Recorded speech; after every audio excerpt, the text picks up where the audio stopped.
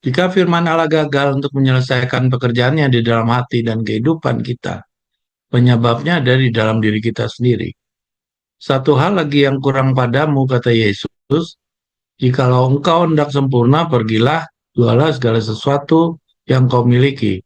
Berikanlah itu kepada orang-orang miskin, maka engkau akan beroleh harta di surga. Kemudian datanglah kemari dan ikutlah aku. Kristus membaca hati sang penguasa. Hanya satu hal yang kurang dari dirinya, tetapi itu adalah sebuah prinsip yang sangat penting. Dia membutuhkan kasih Allah di dalam jiwanya. Kekurangan ini karena jika tidak dipenuhi akan berakibat fatal baginya. Terus sifatnya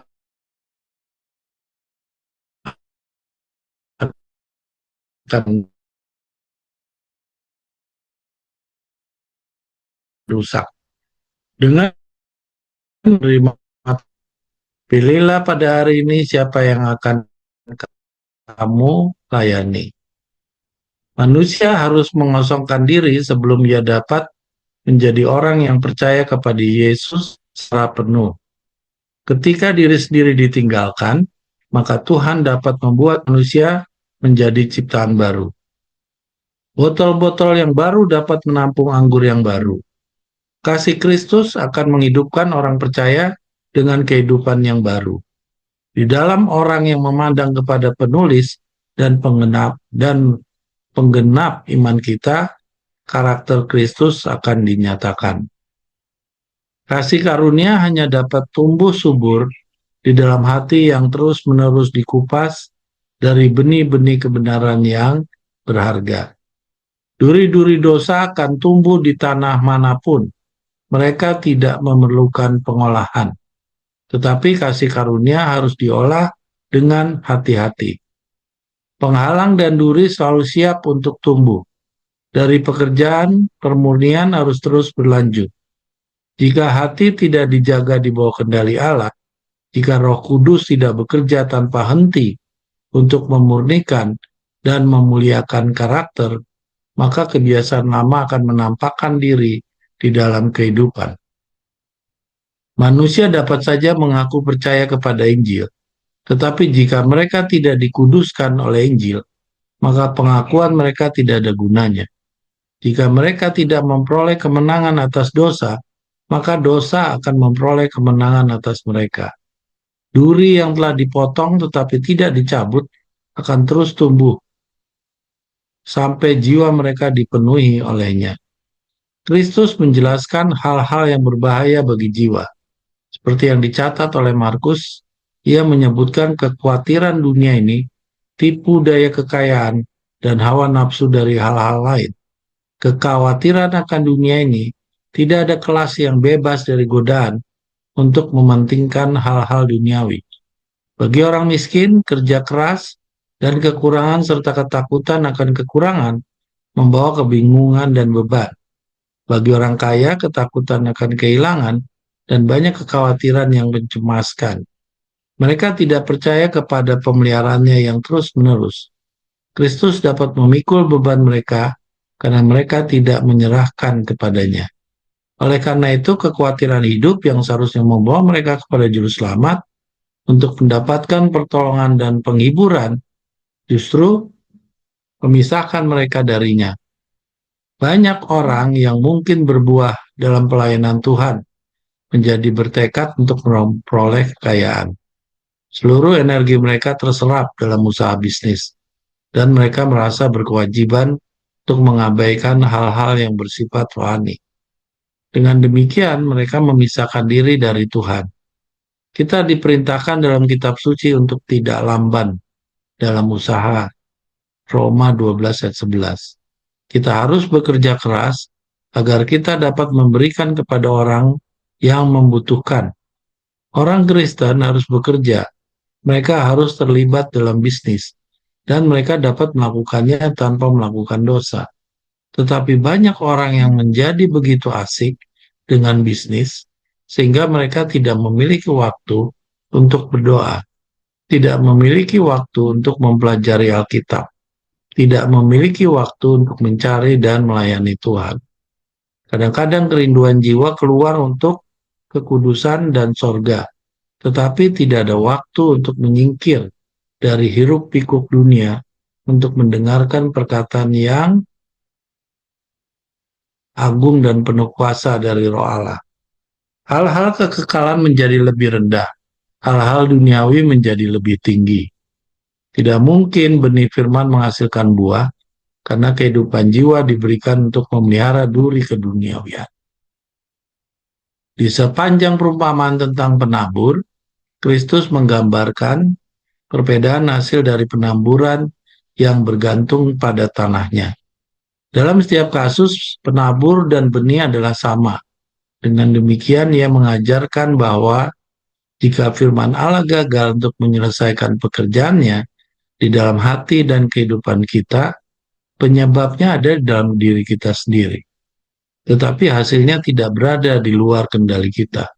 Benar, kita tidak dapat mengubah diri kita sendiri, tetapi kuasa untuk memilih adalah milik kita. Dan kita sendiri yang menentukan akan menjadi seperti apa diri kita nantinya. Para pendengar yang berada di pinggir jalan, di tanah yang berbatu-batu, di tanah yang berduri, tidak harus tetap seperti itu. Roh Allah selalu berusaha untuk mematahkan mantra kegilaan yang membuat manusia terserap dalam hal-hal duniawi dan membangkitkan keinginan untuk mendapatkan harta yang tidak dapat binasa. Dengan melawan roh, manusia menjadi lalai atau mengabaikan firman Allah. Mereka sendirilah yang bertanggung jawab atas kekerasan hati yang mencegah benih yang baik berakar dan untuk pertumbuhan yang jahat yang menghalangi perkembangannya. Taman hati harus diolah, tanahnya harus dihancurkan oleh pertobatan yang mendalam atas dosa. Tanaman beracun dan tanaman setan harus dicabut. Tanah yang pernah ditumbuhi duri hanya dapat direbut kembali dengan kerja keras. Jadi kecenderungan jahat dari hati alamiah dapat diatasi hanya dengan usaha yang sungguh-sungguh di dalam nama dan kekuatan Yesus. Tuhan berpesan kepada kita melalui nabinya, pecahkanlah tanah yang berat dan janganlah menabur di antara semak duri. Taburkanlah benih dalam kebenaran, menuai dalam belas kasihan, selesaikan bagi kita, dan dia meminta kita untuk bekerja sama dengannya. Oke, naik ke atas dia. Jadi di sini yang menarik di atas ya diawali dengan Tuhan Yesus ya, dia berbicara kepada penguasa. Ya, di sini diceritakan bagaimana si penguasa ini seperti orang yang berkuasa, mereka selalu memiliki harta. Ya, dan yang salah satu yang mengganjal ya daripada penguasa ini untuk bisa ikut ya menjadi muridnya Tuhan Yesus adalah dia memiliki dosa kesayangan, yaitu hartanya. Ya, sama seperti yang terjadi di masing-masing kita. Ya, saya, saudara-saudara sekalian, itu semuanya memiliki dosa kesayangan. Jadi pada saat saya membaca tulisan ini, ya di sini betul-betul implementasinya tidak mudah. Ya, kalau di sini diceritakan bagaimana penguasa itu dia disuruh menjual seluruh hartanya dan membagikannya kepada orang miskin, lalu dia ikut Tuhan. Jika tidak dipenuhi, ya maka itu akan berakibat fatal baginya. Seluruh sifatnya akan rusak. Ya, kenapa? Karena hartanya itu membuat dirinya menjadi egois, ya mengasihi diri sendiri. Ya, dia berpikir dengan harta itu dia bisa mengasihi Tuhan, ya, tetapi memang Tuhan suruh memilih, ya, bahwa dia harus meninggalkan hartanya dan mengikuti Yesus. Ya, agar ia dapat menerima kasih Allah, maka kasihnya yang tertinggi terhadap diri sendiri harus diserahkan. Ya, ini tulisan dari Nyonya White ini menjadi renungan pendahuluan bagaimana beratnya ya kita yang nantinya akan merubah dari manusia lama kita menjadi manusia yang baru. Maka kita harus meninggalkan dosa kesayangan kita. Yang tahu dosa kesayangan kita itu adalah diri kita sendiri. Ya, dan itu tidak mudah. Bagi saudara-saudara, membacanya saja sudah pusing, apalagi mempraktekannya. Ya, oke, lanjut lagi deh di bawahnya.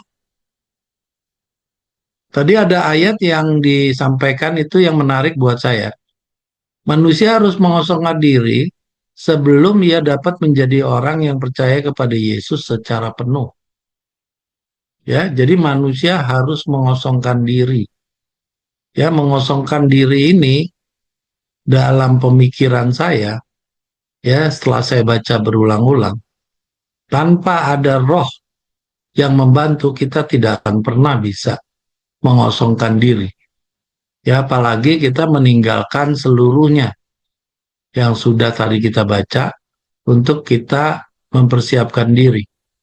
Itu tidak mudah kalau kita tidak dibantu oleh roh. Tadi ada tulisan kan di alinea yang keberapa itu, ya, Roh Suci membantu, tapi pilihannya itu diserahkan kepada kita. Ya, rohnya membantu, tapi pilihannya diserahkan kepada kita. Nah, itu saya kurang begitu paham ya, kalau rohnya membantu, lalu pilihannya diserahkan kepada kita, kan seharusnya tidak ada kekhawatiran. Ya, justru kekhawatiran itu muncul karena kita tidak tahu rohnya itu membantu atau tidak. Sehingga kita menimbulkan kekhawatiran. Ya, di sini juga dikatakan duri-duri dosa akan tumbuh di tanah manapun. Ya, duri-duri dosa itu nggak perlu diolah. Dia akan terus tumbuh tanpa diolah. Tetapi kasih karunia itu harus diolah dengan hati-hati. Karena kalau kasih karunia yang diberikan itu tidak diolah dengan sangat hati-hati, maka duri-duri dosa yang tidak diolah tadi dia akan makin bertumbuh ya di dalam kehidupan kita. Jadi di sini ditulis jika hati tidak dijaga, turun ke bawah deh.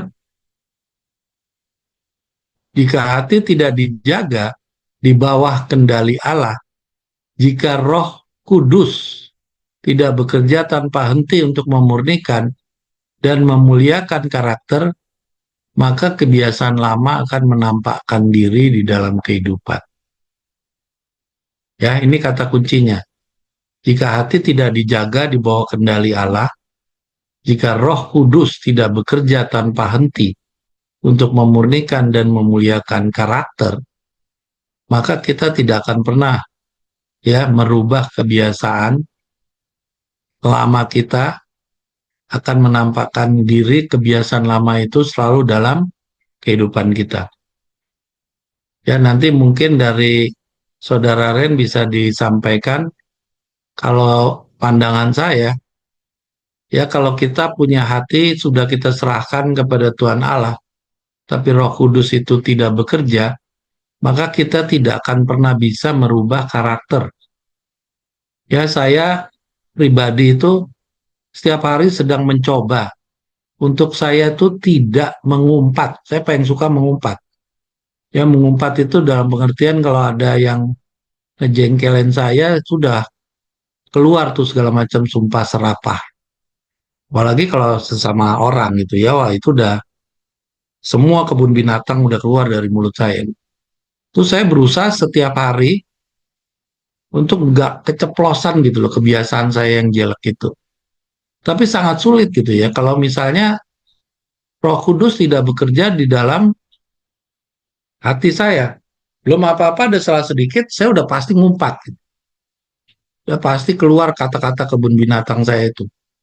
Nah, itu yang saya lihat dari tulisan ini, Roh Kudus itu diperlukan untuk merubah kebiasaan lama saya.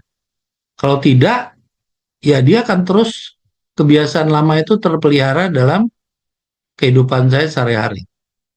Ya, di sini dikatakan jika mereka tidak memperoleh kemenangan atas dosa, ya dosa itu memperoleh kemenangan atas mereka. Duri yang telah dipotong tetapi tidak dicabut, ya akan terus tumbuh sampai jiwa mereka dipenuhi olehnya. Kristus menjelaskan hal-hal yang berbahaya bagi jiwa.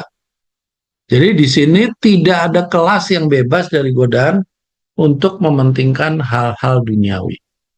Ya, apalagi tulisan ini sudah menjadi ayat renungan, artinya tulisan ini menjadi ayat renungan buat kita semua yang sedang berjuang di dalam 40 hari.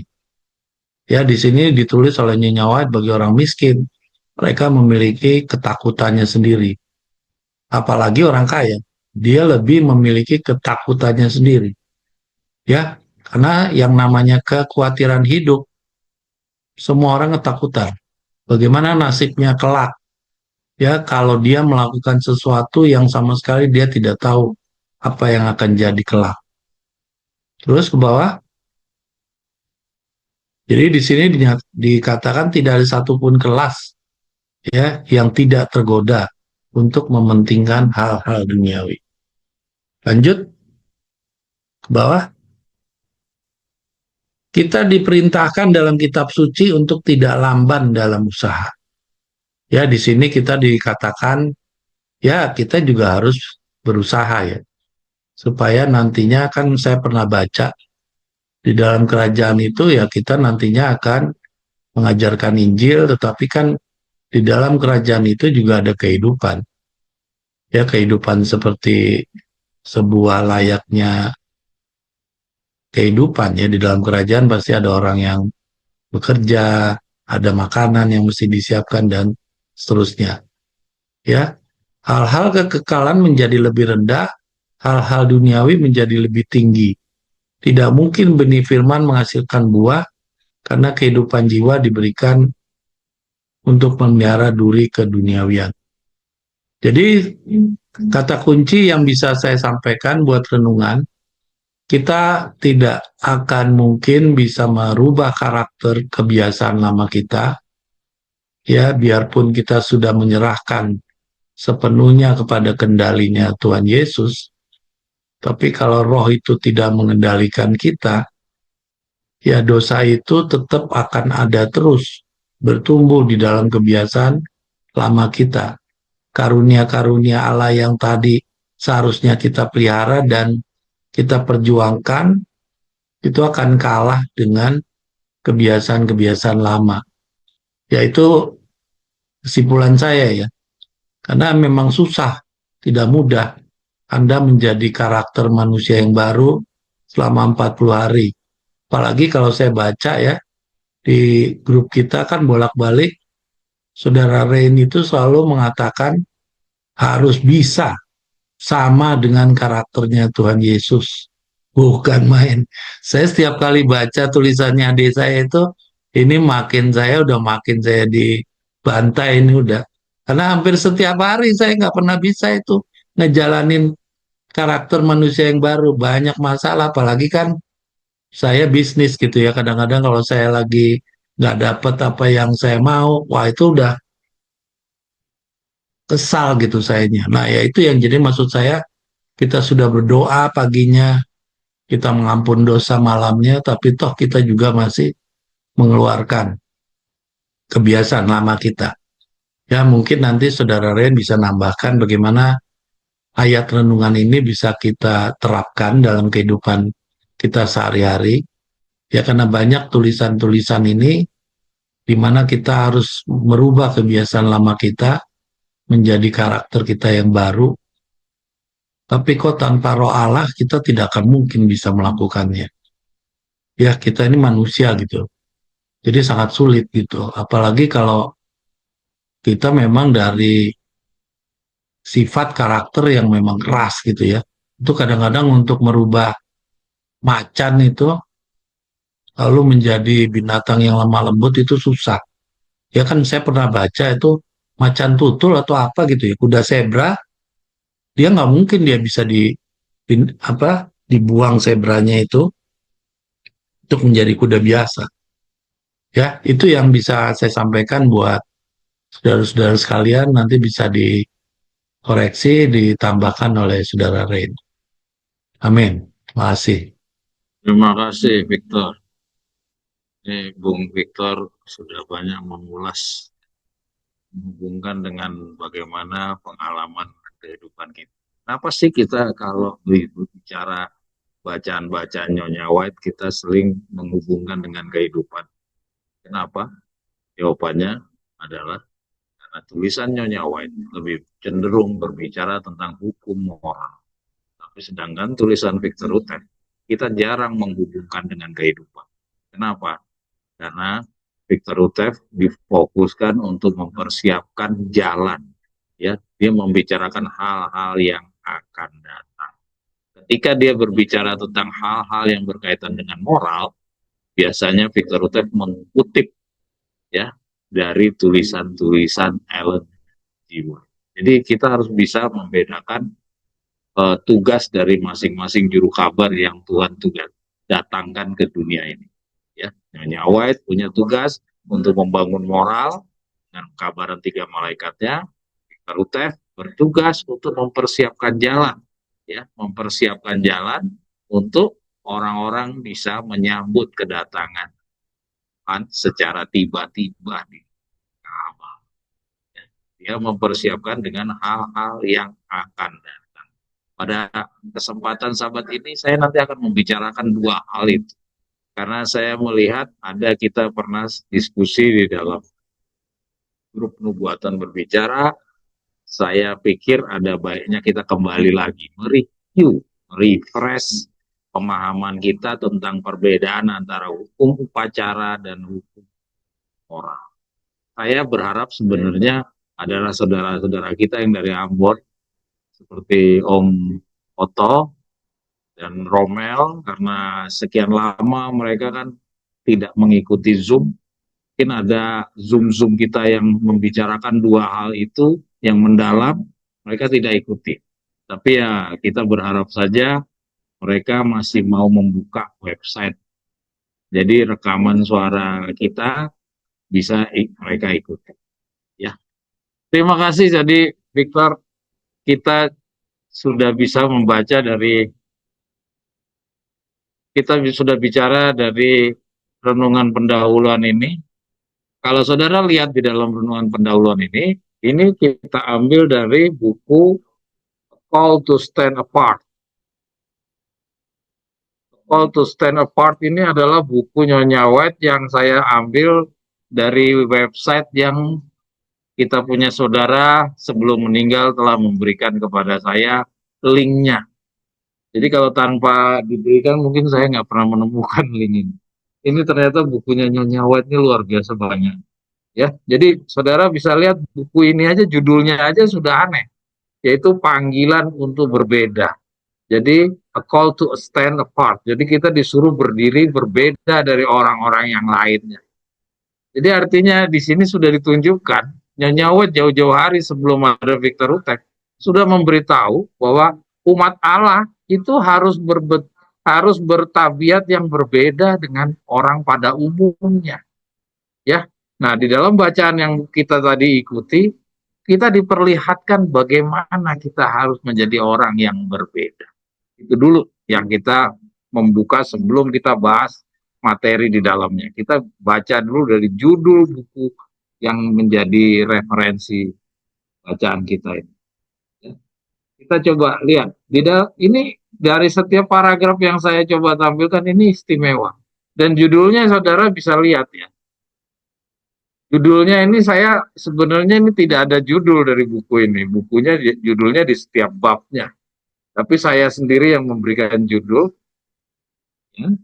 Kita kasih judul jika firman Allah gagal untuk menyelesaikan pekerjaannya di dalam hati. Ya. Kalau firman Allah itu tidak berhasil bekerja di dalam hati, ya, jadi artinya ini firman Allah ini kalau dia tidak bisa bekerja menyelesaikan pekerjaan di dalam hati, artinya firman Allah ini sebenarnya sudah sampai di dalam hatinya orang. Artinya orang ini udah baca. Ini bacaan bukan untuk orang yang belum pernah baca atau orang Advent yang menolak. Karena orang yang menolak tidak pernah sampai di dalam hatinya. Tapi kalau ini, bacaan ini sudah sampai di dalam hatinya orang itu. Tapi kalau firman Allah itu tidak berhasil menyelesaikan pekerjaannya di dalam hati orang tersebut, ya, Itu penyebabnya apa? Di sini dijelaskan oleh Ellen G. White. Penyebabnya bukan kayak seperti yang tadi mungkin ada pemahaman kita yang mengatakan bahwa roh Allah tidak mau membantu kita, tidak mau bekerja kita. Sebenarnya bukan roh Allah tidak mau membantu, kita yang menghalangi roh Allah itu bekerja bagi kita. Bacaan ini jelas sekali mengatakan bahwa penyebabnya itu ada di dalam diri kita. Jadi penyebabnya bukan di luar dari kita, tapi penyebabnya di dalam diri kita. Padahal kebenaran itu sudah sampai di dalam hati, sudah dibaca, ya. Kita udah puluhan tahun sudah jadi Davidian, tapi kebenaran itu tidak berhasil membentuk diri kita. Kenapa? Karena kita lah yang menolak. Tadi Victor sudah sampaikan bahwa kita harus menyerahkan diri. Nah, kita yang tidak mau menyerahkan diri, roh Allah tidak akan mau bekerja kalau kita tidak mau bekerja sama. Di bagian paling akhir kita bisa lihat, Dela geser Del paling akhir Del. Kita loncat karena tadi Victor udah cukup panjang menjelaskan. Yang baris paling terakhir itu, pekerjaan ini ingin ia selesaikan bagi kita dan dia meminta kita untuk bekerja sama dengannya. Jadi pekerjaan ini dia selesaikan bagi kita. Jadi Tuhan yang akan selesaikan pekerjaan itu bagi kita, ya. Kalau kita pikir sampai di situ saja, pekerjaan ini akan diselesaikan oleh dia bagi kita. Jadi artinya kalau kita baca hanya berhenti seperti orang Advent yang suka biasa memotong-potong atau kutipan yang keluar dari konteks, betapa bahagianya bahwa Tuhan akan menyelesaikan pekerjaan bagi kita. Tapi jangan kita biasakan untuk berhenti memotong sebuah kutipan lengkap dari keseluruhan konteks. Kita harus baca secara lengkap. Kata-kata lengkapnya ini yang menjadi masalah bagi kita, yaitu apa? Pekerjaan ini ingin dia selesaikan bagi kita, Del, yang paling terakhir deh. Dan dia meminta kita untuk bekerja sama dengannya. Itu dia yang jadi masalah. Yang tadi Victor cukup panjang membedahnya. Permasalahannya di situ. Yaitu dia meminta kita bekerja sama dengannya. Di bagian paragraf-paragraf yang di atas sudah dijelaskan dengan tegas, ya, bahwa kita harus mencabut itu duri, ya. Di bagian Dela geser yang paling bawah deh. Tadi Victor udah cukup panjang, jadi saya bedah sedikit saja. Paling bawah deh. Ya, kita coba lihat di sini. Ya, pekerjaan ini ingin dia selesaikan bagi kita. Ya, saya sengaja besarkan yang belakangnya, bukan yang di depannya. Dan dia meminta kita untuk bekerja sama dengannya. Ya, kita lihat di sini, porsi kita lah yang dituntut. Tuhan akan selesaikan pekerjaan bagi kita. Tapi kita harus memberikan kesempatan baginya bekerja sama dengannya. Jadi kita ini yang punya masalah itu di dalam diri kita. Bukan yang punya masalah itu ada di dalam dirinya Tuhan. Tapi yang punya masalah adalah di dalam diri kita. Yang menjadi sesuatu yang sulit adalah di paragraf yang kedua. Dela coba ke paragraf kedua, Dela. Ini yang paling sulit yang tadi Victor udah sampaikan, yaitu manusia harus mengosongkan, Dela, paragraf yang kedua, Dela. Manusia harus mengkosongkan diri. Manusia harus mengkosongkan diri sebelum ia dapat menjadi orang yang percaya kepada Yesus secara penuh. Ini yang menjadi kesulitan bagi kita, ya, untuk bisa bekerja sama Allah adalah ini, yaitu apa? Tuhan menuntut kita harus sepenuhnya. Jadi seluruh diri kita yang ada dari manusia lama ini, yang tadi di paragraf yang ketiga dibicarakan manusia lama, itu harus dikosongkan dulu menjadi botol-botol yang baru. Ya, mari kita baca lagi yang paling bawah, ya, geser lagi ke paragraf paling terakhir. Yang paling terakhir, Del. Nah, kita lihat di situ sebelum yang warna merah, ya. Tuhan berpesan kepada kita melalui nabinya, pecahkanlah tanah yang bera. Saya nggak tahu bera itu apa. Dan janganlah menabur di antara semak duri. Jadi diingatkan jangan menabur di antara semak duri. Taburkanlah benih dalam kebenaran. Penuai dalam belas kasih. Jadi diingatkan di sini jangan menabur di antara semak duri. Kalau kita hubungkan dengan paragraf yang kedua, memang benar. Kenapa kok tidak boleh menabur di semak duri? Karena apa? Semak duri itu nanti akan menguasai diri kita yang tadi di atas itu. Jadi kalau tidak dicabut, ya harus dicabut itu di atas. Tanaman beracun dan tanaman setan harus dicabut. Tanah yang pernah ditumbuhi duri hanya dapat direbut kembali dengan kerja keras. Jadi kecenderungan jahat dari hati alamiah dapat diatasi hanya dengan usaha yang sungguh-sungguh di dalam nama dan kekuatan Yesus. Jadi kalau tidak dicabut, ya, maka kebenaran itu akan mati. Ya, jadi di sini diingatkan janganlah menabur di antara semak duri. Jadi artinya kita benar-benar harus lakukan yang di paragraf yang kedua tadi. Harus mengkosongkan diri. Dan cara mengkosongkannya bagaimana?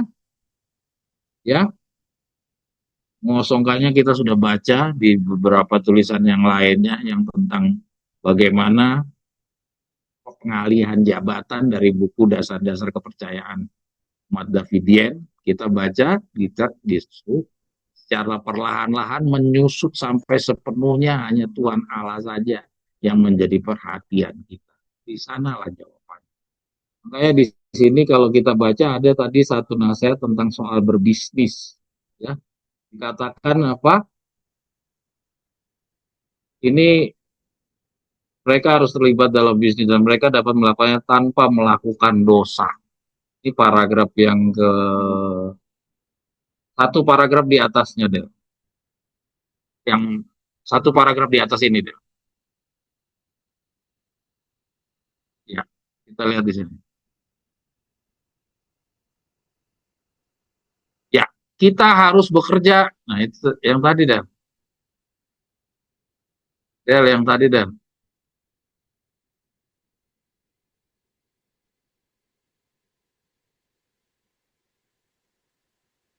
Nah, ini dia.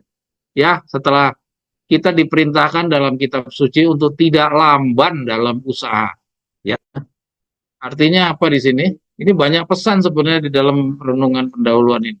Ya, karena kita sampai dibilang tidak boleh lamban, kenapa? Karena kita terlalu lamban. Ya, kita sudah terlalu banyak petunjuk-petunjuk diberikan suruh berpisah dengan dunia, disuruh tidak lagi apa bergabung dengan orang-orang dan jangan menjama yang najis. Tapi kita belum juga lakukan sampai hari ini. Ya, maka itu kita diingatkan untuk tidak lamban. Kenapa? Karena kalau kita tidak segera melakukan, maka kita tidak akan mungkin bisa didapati layak. Karena tuntutan-tuntutan Tuhan ini meminta kita untuk mengkosongkan diri kita. Roh Allah nggak bisa kerja kalau kita tidak mengkosongkan. Duri-duri tadi masih menguasai di dalam diri kita. Roh Allah nggak mau berdampingan dengan duri-duri tadi. Kita baca yang ini, yang setelah Roma 12.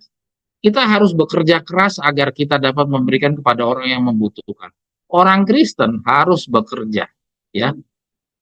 Mereka harus terlibat dalam bisnis, ya. Dan mereka dapat melakukannya tanpa melakukan dosa. Tetapi banyak orang yang menjadi begitu asik dengan bisnis sehingga mereka tidak memiliki waktu untuk berdoa, tidak memiliki waktu untuk mempelajari Alkitab, tidak memiliki waktu untuk mencari dan melayani Tuhan. Kadang-kadang kerinduan jiwa keluar untuk kekudusan dan surga. Ya, jadi kadang-kadang keluar orang-orang yang berbisnis ini kadang-kadang punya kesadaran juga, tetapi tidak ada waktu untuk menyingkir dari hiruk pikuk dunia untuk mendengarkan perkataan yang agung dan penuh kuasa dari Roh. Saya ulangi, tidak ada waktu untuk menyingkir dari hiruk pikuk dunia untuk mendengarkan perkataan yang agung dan penuh kuasa dari Roh Allah. Jadi yang salah Roh Allahnya ataukah diri kita? Jadi jelas sekali bacaan ini. Semuanya ada di tangan kita. Penyebabnya adalah diri kita. Jadi kalau kebenaran itu tidak bisa menyelesaikan di pekerjaan di dalam hati kita, permasalahannya itu ada di dalam diri kita. Ya, jadi dikatakan bacaan ini masih Nyonya White masih bicara tentang soal bekerja, ya. Ini sedikit berbeda dengan tulisan kita yang di dalam dasar-dasar kepercayaan Davidian. Di sana disuruh menyusut sampai sepenuhnya.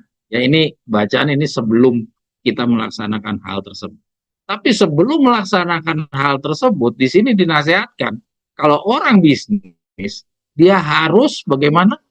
Mereka dapat melakukannya tanpa melakukan dosa. Bisakah Saudara Victor sebagai pebisnis bisa nggak tidak melakukannya bisnis itu tanpa melakukan dosa? Ya, dan di sini dijelaskan. Tetapi banyak yang menjadi begitu asik dengan bisnis sehingga mereka tidak memiliki waktu untuk berdoa. Akhirnya menjadi berdosa. Tidak memiliki waktu untuk mempelajari Alkitab. Padahal Alkitab itu kita harus menjadikan Tuhan yang utama. Dengan tidak menjadikan Tuhan yang utama, otomatis dia melakukan dosa. Tidak memiliki waktu untuk mencari dan melayani Tuhan, artinya menjadikan Tuhan nomor dua. Dengan demikian dia melakukan dosa. Terus kadangkala kerinduan jiwa keluar untuk kekudusan tetapi tidak ada waktu untuk menyingkir dari hiruk pikuk dunia untuk mendengarkan perkataan agung dan penuh kuasa dari Roh Allah. Jadi artinya menjadikan Roh Allah nomor dua. Kalau demikian artinya yang bersangkutan telah melakukan dosa. Jadi bagaimana caranya? Ya, berbisnis tapi tidak melanggar dosa, tidak melakukan dosa adalah hal yang paling sulit di zaman seperti sekarang ini, di mana kompetisi usaha luar biasa. Dan kadangkala kompetisi usaha itu di dunia pekerja, itu kadangkala menghalalkan segala cara. Sudah jelas-jelas, ya, di dalam usaha seperti itu, jelas-jelas tidak akan mungkin seseorang yang bisa berbisnis tidak melakukan dosa. Ya, ini bacaan ini lengkap sekali. Kita bisa lihat seperti itu. Ya, coba boleh ke atas Dela. Ini jadi kita bisa lihat. Nah, kita lihat lagi yang di atas, paragraf yang di atas.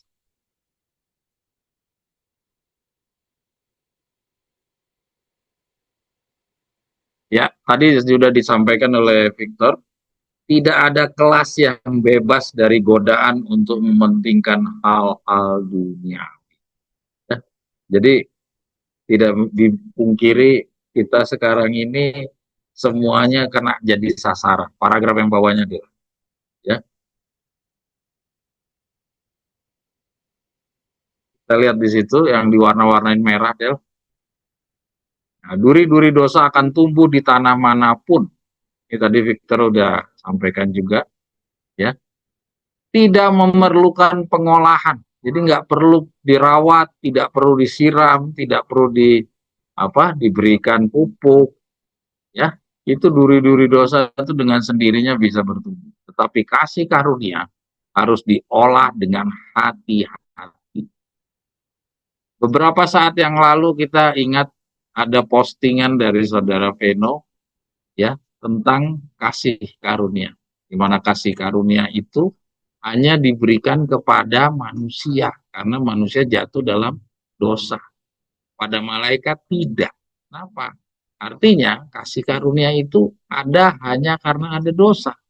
Ya, tapi kalau tidak ada dosa, maka seseorang itu tidak akan ada diberikan kasih karunia. Nah, di sini disebutkan kasih karunia harus diolah dengan hati-hati. Jadi Tuhan ini memberikan kasih karunia kepada orang berdosa. Nah, pemberian Tuhan ini harus dijaga, ya, dijaga kasih karunia ini harus dijaga. Kita dikasih talenta, dikasih rezeki, dikasih udara yang sehat, dikasih alam yang subur, dikasih alam yang tidak gempa lah, tidak segala macam seperti kita tinggal sekarang ini di kita tahu di Medan, di mana itu di Aceh itu terjadi banjir, kita tidak tinggal di sana. Ini sebuah kasih karunia. Ini harus diolah dengan hati-hati. Ya, hal-hal yang demikian kasih karunia, kecerdasan semua harus diolah dengan hati-hati. Kalau tidak diolah dengan hati-hati, kita biarkan untuk gurih dosa yang mengisi di dalam talenta-talenta kita, ya, kasih karunia itu akan dengan sendirinya akan digeser, direbut posisinya oleh guru-guru dosa. Jika hati tidak dijaga di bawah kendali Allah, jika Roh Kudus tidak bekerja tanpa henti untuk memurnikan, ya, memuliakan karakter, maka kebiasaan lama akan menampakkan diri di dalam kehidupan.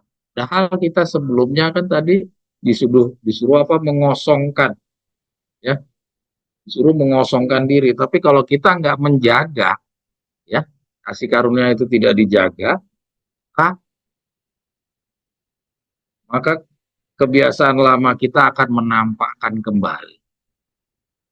Ya, mungkin kira-kira demikian. Jadi ingat, inti dari bacaan ini adalah apa?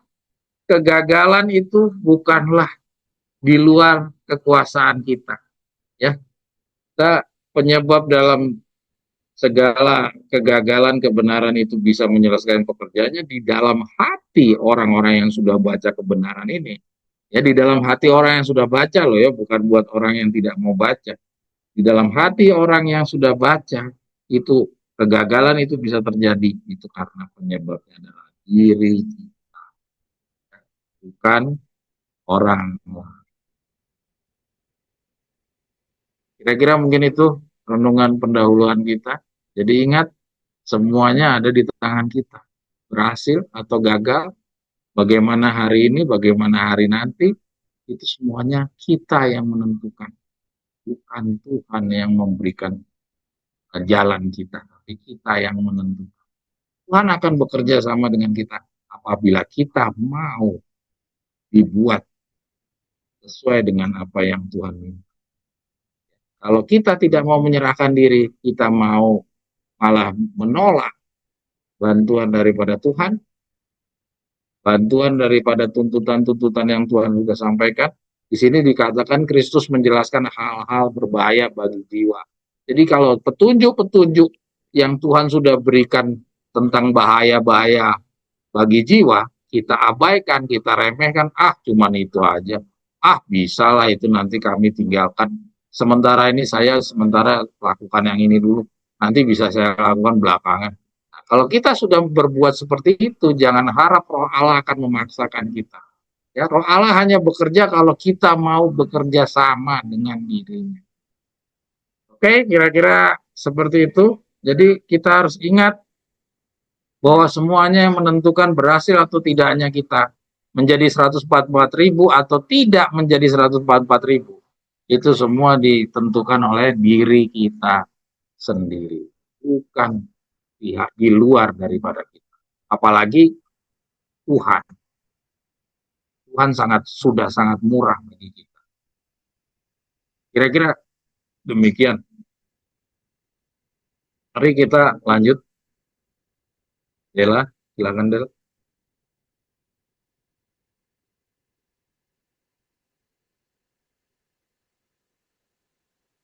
Ada yang mau komentar, silakan.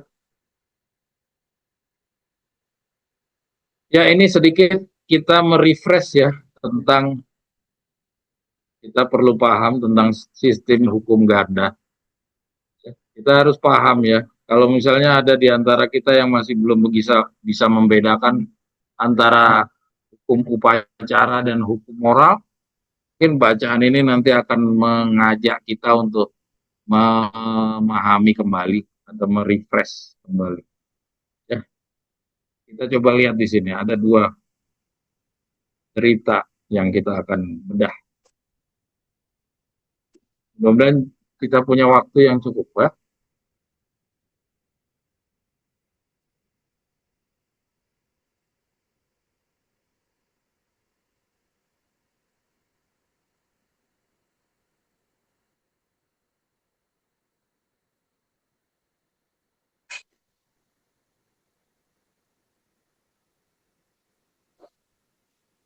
Ya, sebelum sampai kita berbicara tentang hukum ganda, saya ingin mengajak saudara untuk melihat dulu keberadaan kita sekarang. Ini adalah refresh pengetahuan kita ya. Mungkin saudara-saudara yang sudah paham, mohon izin untuk boleh mengikuti dulu ya.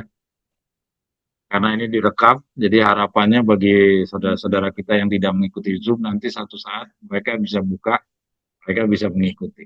Ya, ini ada dua contoh ya pendidikan yang dijalani oleh kita semua. Kita sebagai contoh saingan daripada murid-muridnya Yesus dahulu. Ya, kita lihat di sini. Contoh yang pertama adalah 3,5 tahun Yesus sebelum kayu salib fokus mengajar.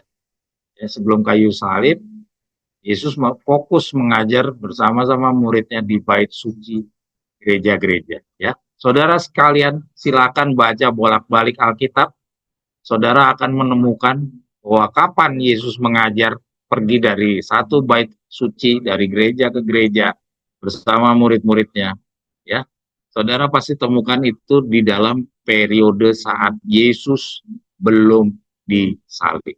Jadi bukan di saat Yesus telah bangkit dari kayu, dari kematian. Ya. Oke, lanjut ya.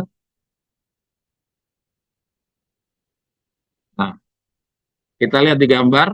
Ya, ini saya sengaja ngambil gambar ini biar mudah. Kita bisa lihat bahwa di dalam bagian yang 3,5 tahun Yesus itu datang di bait suci, dia mengajar. Ya. Tapi di bagian yang kedua, saudara lihat, ini pendidikan yang Yesus terapkan kepada murid-muridnya, yaitu 40 hari yang tadi saudara Victor juga sudah sampaikan. Ya, Yesus itu benar-benar di dalam 40 hari dia tidak lagi melakukan pelawatan kepada bait-bait suci atau ke gereja-gereja sebagaimana yang di waktu 3,5 tahun sebelum. Ya, kita sudah silakan saudara buka seluruh isi Alkitab saudara, ya mau buku Nyonya White, Alkitab saudara akan melihat bahwa di dalam 40 hari Yesus mempersiapkan diri masing-masing pribadi murid-muridnya dengan menitik beratkan kepada pembangunan moral tabiat sebelum penugasan Roh Suci. Ya. Jadi dia menitik beratkan kepada pembangunan moral. Walaupun dia juga sedikit membukakan tentang kenapa dia bangkit, ya kenapa kerajaannya bangkit ke hari yang ketiga, kenapa kerajaannya tidak berdiri di dunia, itu dia ceritakan juga. Ya sebagian tentang hal-hal yang berkaitan dengan upacara dia ceritakan. Tapi terbanyak daripada pendidikan yang Tuhan terapkan kepada murid-murid Yesus adalah pembangunan moral. Dan kita bisa saksikan sendiri murid-muridnya Yesus di 3,5 tahun satu sama lain masih berebutan kedudukan tertinggi. Ya, ya yang berusaha semuanya mendekati Yesus untuk menjadi orang yang tertinggi di antara mereka. Ya, itu adalah sifat-sifat manusianya yang masih ada di dalam diri murid-murid. Tapi di dalam pendidikan 40 hari, kita saksikan semuanya murid-murid Yesus sudah tidak lagi sama seperti manusia yang sebelumnya. Jadi artinya mereka sudah benar-benar mengkosongkan botol-botolnya seperti tadi kita baca. Dia tidak mencampur adukkan dengan duri-duri yang masih ada di dalam dirinya. Mereka sudah membuang duri-duri. Jadi Petrus yang lama, yang penakut, ya, yang ditanya apakah kamu murid Yesus, tidak kita temukan lagi Petrus yang seperti itu. Petrus yang penakut, yang kekhawatirannya membuat dia tenggelam, terus dia punya kesombongan menyatakan bahwa dia tidak akan mungkin meninggalkan Yesus dibandingkan dengan murid-murid yang lain. Karakter seperti itu tidak lagi kita temukan di dalam diri Petrus setelah 40 hari. Jadi jelas dari contoh itu kita bisa lihat bahwa Petrus sudah mengosongkan botolnya. Ya, mari kita baca catatlah.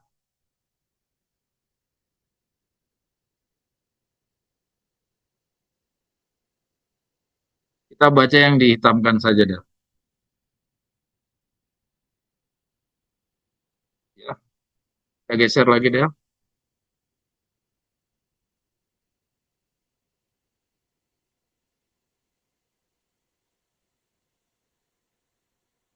Geser lagi, Del. Nah, kita baca yang ini. Jika tidaklah jadi tidaklah heran bila dahulu pendidikan-pendidikan persiapan sebelum penugasan dari contoh-contoh Alkitab, ya. Jadi tidak perlu heran bila kita melihat pendidikan-pendidikan persiapan dari semua tokoh-tokoh Alkitab sebelum penugasan dari contoh-contoh Alkitab, kesemuanya difokuskan kepada reformasi dan pembangunan diri mereka sendiri. Ya, sama seperti contohnya tadi yang kita bicara di dalam 40 hari, kita lihat semua orang-orang tokoh-tokoh Alkitab ya, baik Yohanes Pembaptis, Musa, ya, Musa terus siapa lagi? Daud, ya yang 40 hari dikepung sama si Goliat, ya terus Henoh 300 tahun, ya. Itu semuanya difokuskan kepada reformasi dan pembangunan diri mereka sendiri. Ya, jadi yang dipersiapkan itu diri mereka, bukan yang dipersiapkan itu kelompok atau satu apa bait Allah seperti yang di 3,5 tahun. Seperti antara lain Henos selama 300 tahun, Musa 40 tahun, Yohanes Pembaptis selama 30 tahun. Mengapa demikian? Jawabannya adalah sesuai dengan bacaan dari Ellen G. White berikut. Cinta dirilah yang merusak kedamaian kita. Bila diri masih hidup, nah, saudara lihat, bila diri kita ini masih hidup, kita terus siaga melindunginya dari pelecehan dan penghinaan.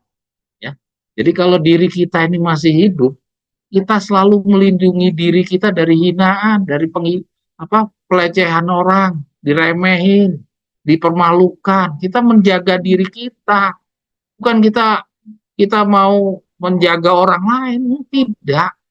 Kita menjaga diri kita kalau kalau kita masih hidup ya, diri kita ini masih. Tapi bila ego kita telah mati, nah bila kita manusia kita ini manusia lama kita sudah mati, kita mau diinjak, mau dihina, mau diludahin, itu kita akan membiarkan diri kita dikecilkan seperti bagaimana Yesus sudah buktikan. Jadi selama ini kalau kita terhina, dilecehkan, direndahkan, kita marah. Kenapa? Karena diri kita itu masih hidup. Ya kita baca lengkap. Dan hidup kita tersembunyi dengan Kristus dalam Allah. Hati tak lagi terusik bila ditolak dan diremehkan orang. Ya, jadi dia bukan bilang disanjung.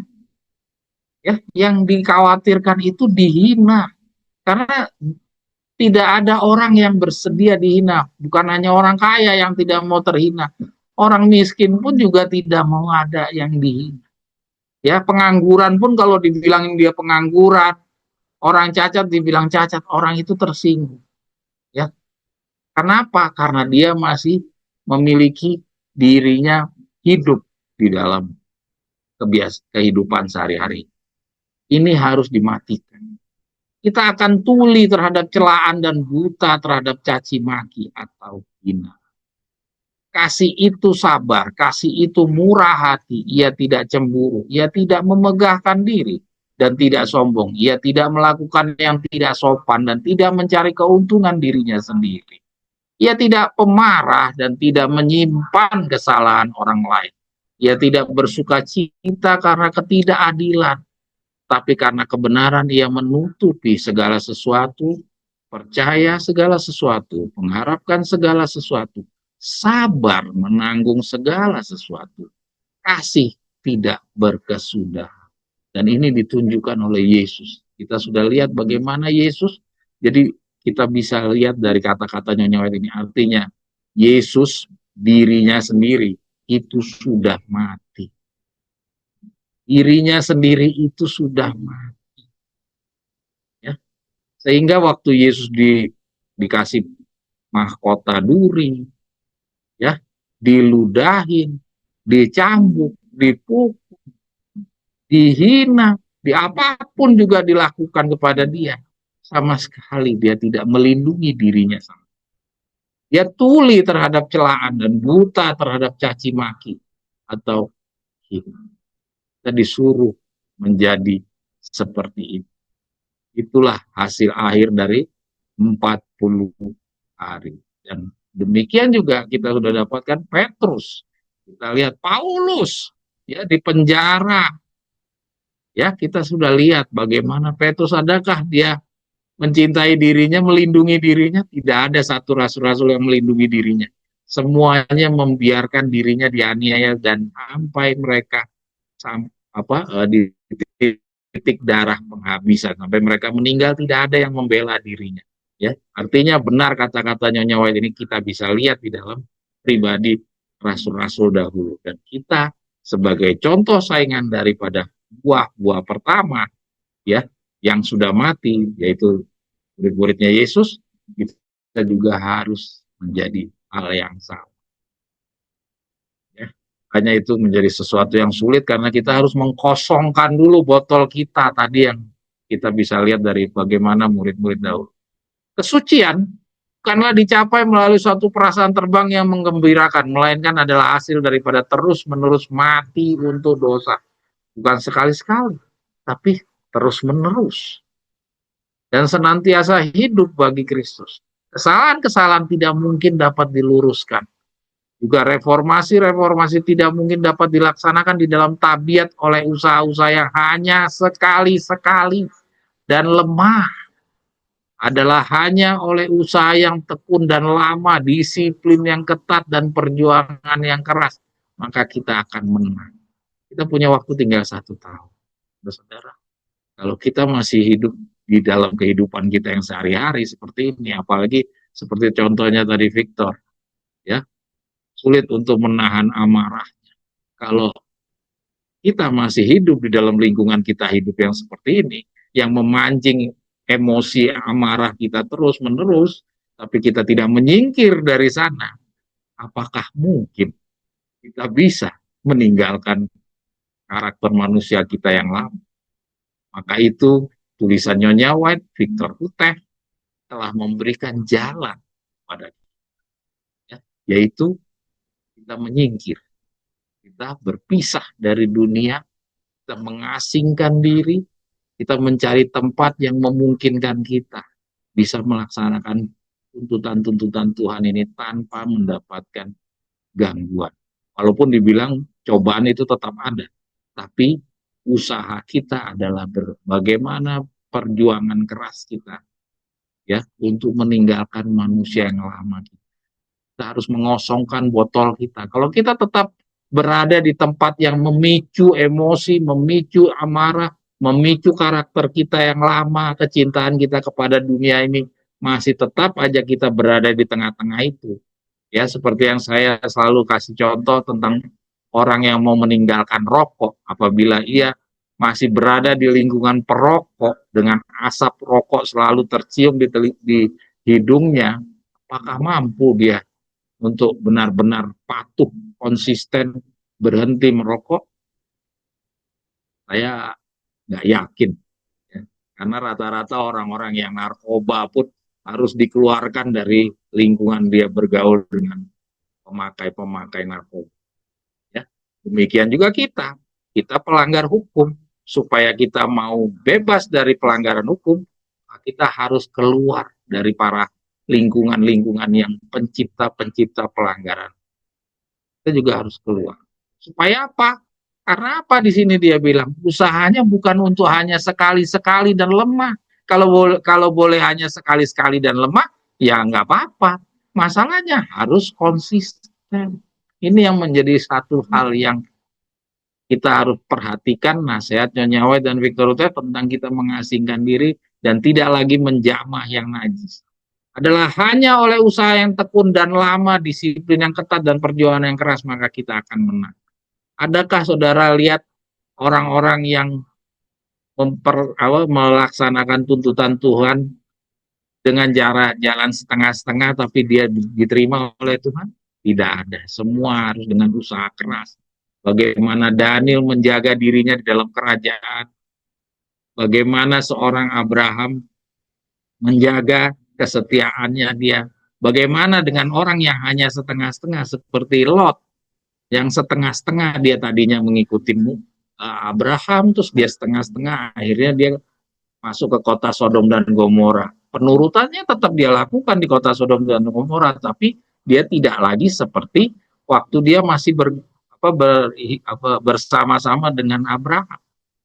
Artinya dia setengah-setengah. Hasilnya bagaimana yang setengah-setengah? Kita sudah saksikan orang yang bagaimana yang setengah-setengah. Seperti Yunus juga yang setengah-setengah, ya, dia bukan menjalankan semua tuntutan Tuhan. Hasilnya bagaimana? Kita sudah bisa lihat sendiri hasilnya seperti apa. Kita tidak mungkin mau meneruskan lagi kesalahan-kesalahannya mereka. Selama setan memerintah, maka kita harus berhasil mengalahkan diri sendiri, menguasai semua dosa untuk menang. Sepanjang hayat di kandung badan, tidak akan ada satupun tempat berhenti. Ya, kesucian ialah hasil daripada kepatuhan seumur hidup, bukan sekali-sekali. Diri kita sendiri adalah musuh yang sangat perlu kita waspadai itu, ya. Bayangkan kita punya musuh banyak, musuh di luar, ya seperti tadi yang Victor katakan, musuh di luar, ada musuh lagi di dalam diri kita sendiri yang kita harus waspadai. Tidak ada bentuk kejahatan yang mempunyai pengaruh terselubung atas tabiat melebihi nafsu manusia yang tidak berada. Del, geser Del.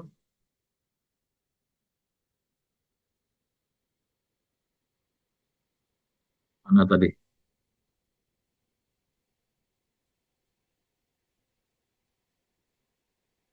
Tidak berada di bawah pengendalian Roh Kudus.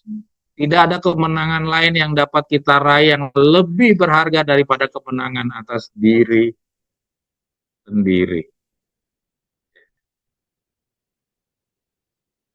Tidak ada kemenangan lain yang dapat kita raih yang lebih berharga daripada kemenangan atas diri. Inilah jawabannya. Ya. Jadi kenapa kok semua pendidikan kayak Henos 300 tahun, Musa 40 tahun, Yohanes Pembaptis 30 tahun. Ya, kenapa pendidikan-pendidikan persiapan ini semuanya difokuskan kepada reformasi dan pembangunan terhadap diri mereka sendiri? Jawabannya adalah ini, karena musuh terberat adalah diri kita. Ya, saudara-saudara. Jadi saudara bisa lihat ya, ini ada dua pendidikan. Delar ke atas, Del. Dua pendidikan, yaitu pendidikan 3,5 tahun. Pendidikan 3,5 tahun itu tidak membentuk manusia-manusia yang mengosongkan botolnya.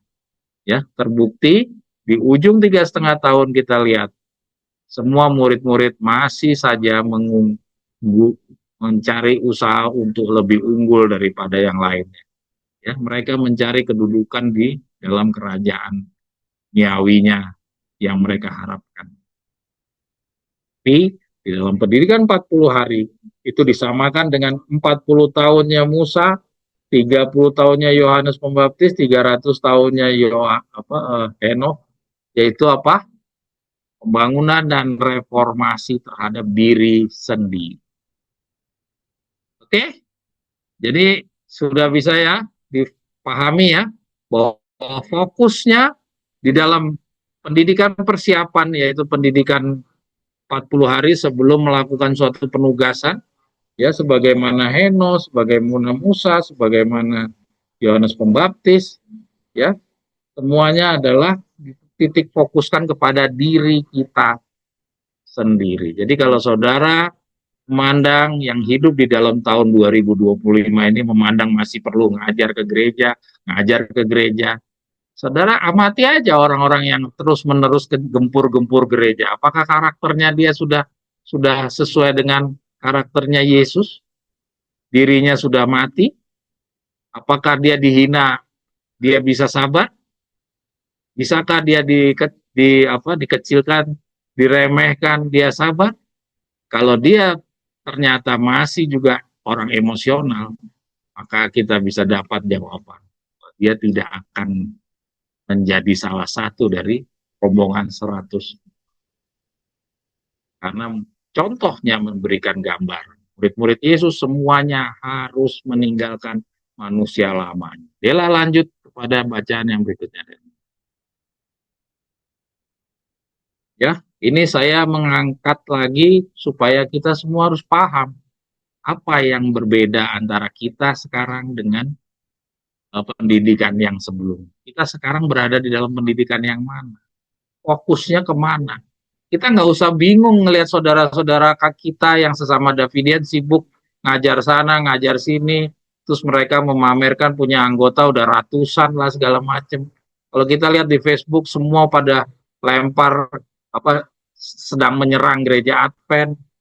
Silakan saja, bebas saja. Kita nggak usah khawatir, kita nggak usah kebingungan dengan orang lain. Kita pikirkan saja bagian kebenaran yang telah dibukakan kepada kita.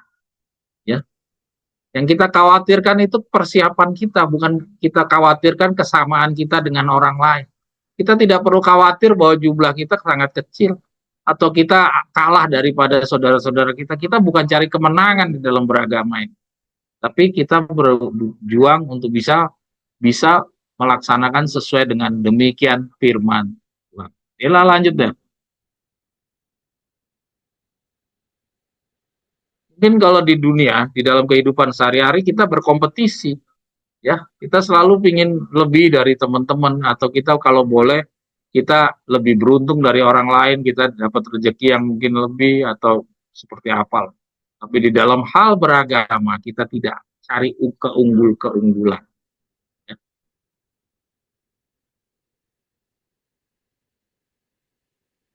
Ini yang mana ya? Oh ini terusannya ya? Oke, oke, oke. Oh iya, iya, iya. Oke, kita lanjut ya. Ini panjang juga ternyata ya. Selanjutnya, keberadaan nubuatan-nubuatan kaitannya dengan kewajiban memiliki kasih Yesus kita dapat pahami sebagai berikut. Ya, ya. Jadi ini kaitannya dengan hukum upacara dan hukum moral. Tadi kita sudah sama-sama pahami bahwa di dalam 40 hari murid-muridnya Yesus sama seperti Henos, sama seperti Yohanes Pembaptis dan Musa, ya, titik fokusnya adalah pembangunan moral, ya, pembenahan kepada dirinya sendiri, ya. Nah, sekarang kita coba lihat hubungannya dengan nubuatan-nubuatan. Karena apa? Karena di periode kita sekarang, ya, selain ada Ellen G. White yang membawakan pekabaran 3 malaikat, ya, di mana pekabaran 3 malaikat lebih banyak berbicara tentang moral, kita juga dikirimkan juru kabar yang lain, ya, yang bertugas untuk membuka hal-hal yang akan datang, yaitu nubuatan-nubuatan. Kaitannya bagaimana ini keduanya ini, ya, Nyonya White dan Victor Luther? Apakah kita abaikan, ya, pembangunan moral? Apakah kita abaikan? Kalau kita abaikan, kita nanti akan berbeda dengan contoh murid-murid atau tokoh-tokoh Alkitab yang seperti tadi yang kita sebutkan. Apakah mungkin Tuhan mempunyai Tuhan yang Alfa dan Omega berbeda dari Tuhan yang kita punya? Mari kita baca. Ya, selain dari yang telah kita pahami dari pelajaran sistem hukum ganda, di mana keberadaan nubuatan adalah merupakan hukum upacara yang keberadaannya adalah karena adanya pelanggaran hukum. Nanti kita akan baca lagi ya.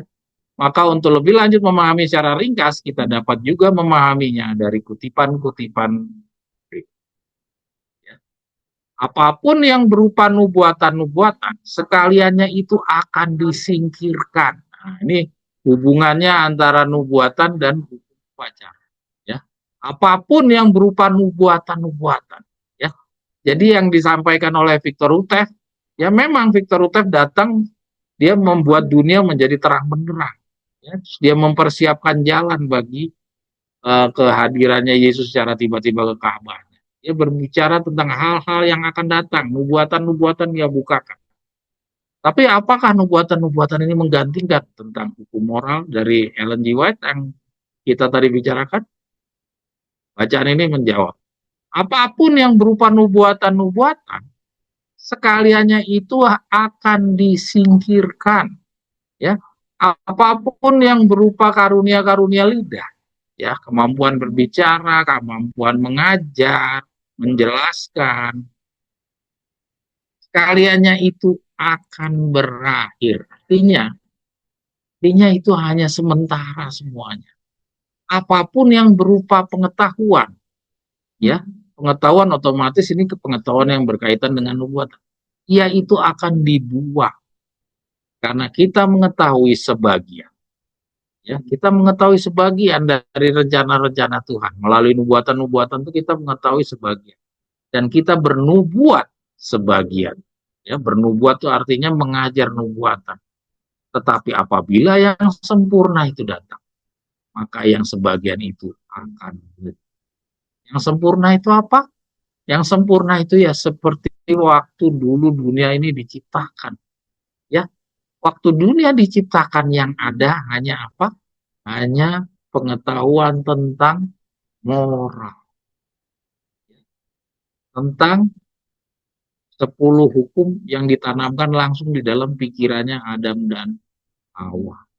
Sedangkan nubuatan-nubuatan atau perintah-perintah hukum-hukum upacara itu adanya karena mendapat pelanggaran.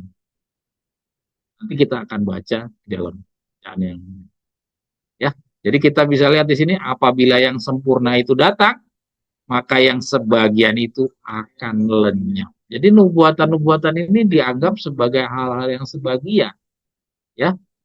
Kemudian yang dikatakan sempurna itu bagaimana? Ya, mari kita baca. Kekudusan hati dan kemurnian hidup adalah pokok bahasan utama ajaran Kristus. Dela boleh digeser.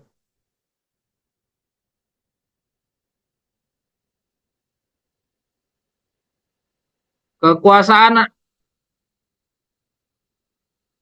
kekudusan hati dan kemurnian hidup adalah pokok bahasan utama ajaran Kristus.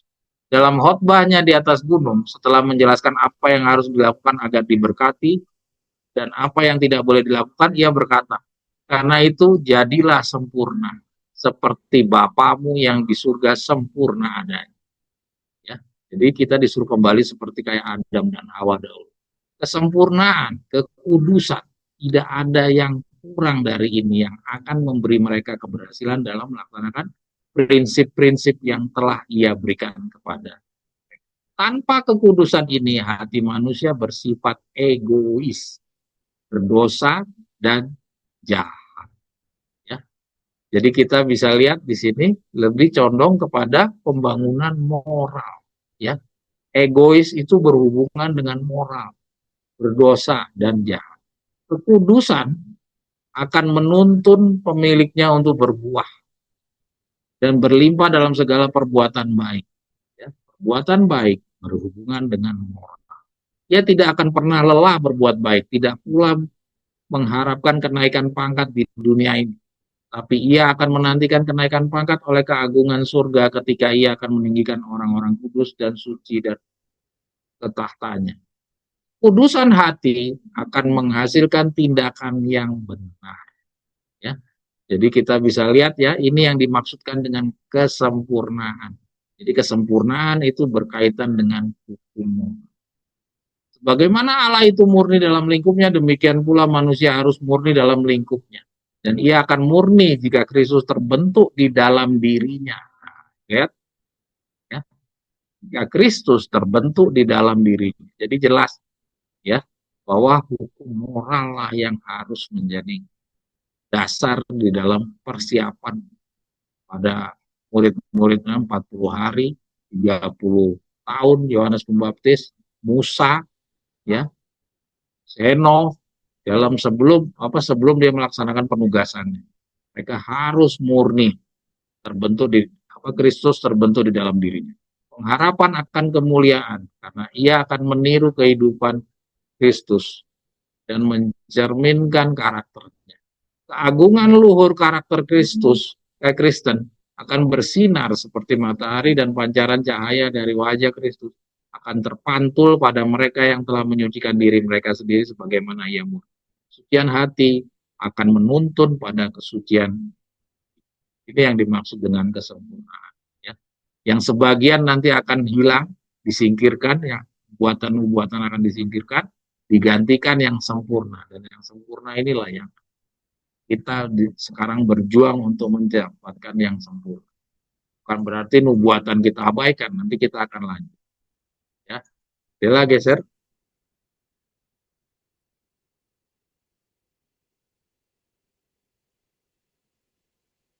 Ya. Kita baca yang warna hitam aja deh. Dan kita tidak akan pernah memasuki gerbang kota Allah sampai kita menyempurnakan karakter seperti Kristus. Jika kita dengan percaya kepada Allah berjuang untuk pengudusan, kita akan menerimanya. Kemudian sebagai saksi bagi Kristus, kita harus menyatakan apa yang telah dikerjakan oleh kasih karunia Allah di dalam kita. Kita harus memiliki kesederhanaan dan ketulusan seperti Allah. Kita harus memiliki hikmat yang datang dari atas. Pengalaman Kristen kita harus dijiwai oleh kesalehan dan naluri dengan kehidupan ilahi. Ya,